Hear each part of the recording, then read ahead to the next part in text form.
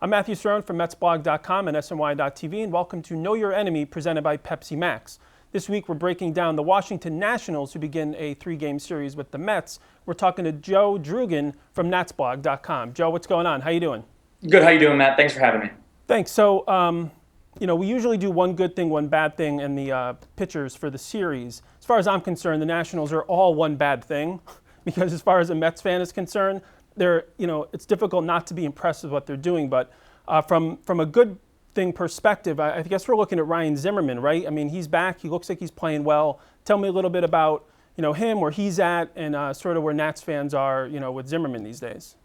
Well, Zimmerman is the guy for the Nationals. He's been that guy since 2005 when he was drafted and came up in September. He's been the franchise player, and so when he was struggling at the beginning of the year, there was certainly some concern that it might be a little bit more lasting off of a fresh new contract, a new $100 million deal that he signed. But since he got that cortisone shot when he was in Baltimore on, I believe, June 24th, he's been just outstanding since then. He's been killing it and doing exactly what the Nationals have hoped from their third baseman. They really never lost the defense there, which is one of his claims to fame. But now that the offense is back, it's good to have a strong guy in the number 3 spot in the Nationals lineup for sure, and he'll be there for a while to come. So on the flip side of the ball, you've got Bryce Harper, who really, he was all the talk of baseball. He got off to a really good start.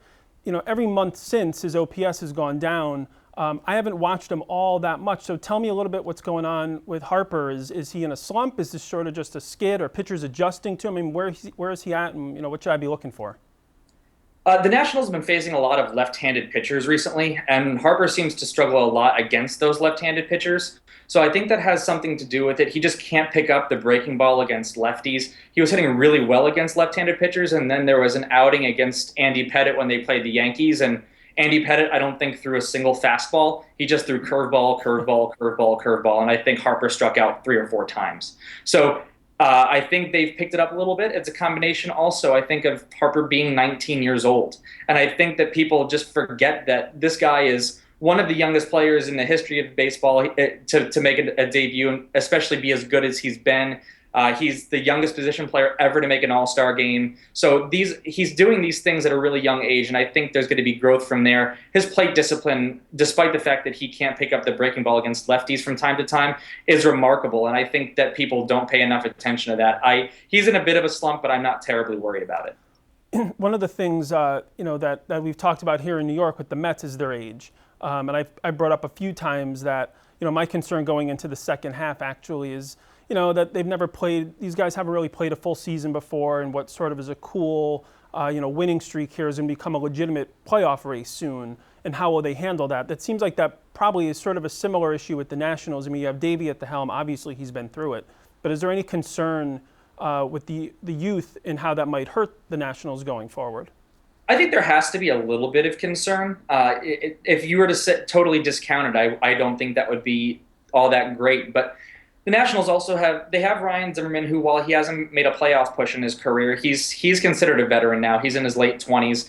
They have Jason Worth that's going to be coming back in the next month and a half or so. Jason Worth is a World Series champion that's going to be out in the outfield. And they do have a couple of older veteran guys. Michael Morse is about 30 years old. So they don't have they do have the same problem that the Mets have. They have a lot of youth, but they have a lot of advanced youth, if that makes sense. So I'm not terribly concerned about that. Ian Desmond is really not considered a young guy anymore. This is his 4th season in the majors. So I think that the Nationals are kind of moving into from the youth to the veteran movement. Now their pitchers are still incredibly young. Right. But the position players are getting a little older. Speaking of the pitchers, let's take a look at the guys that are going against the Mets in this series. You have Ross Detweiler, Jordan Zimmerman, and Gio Gonzalez.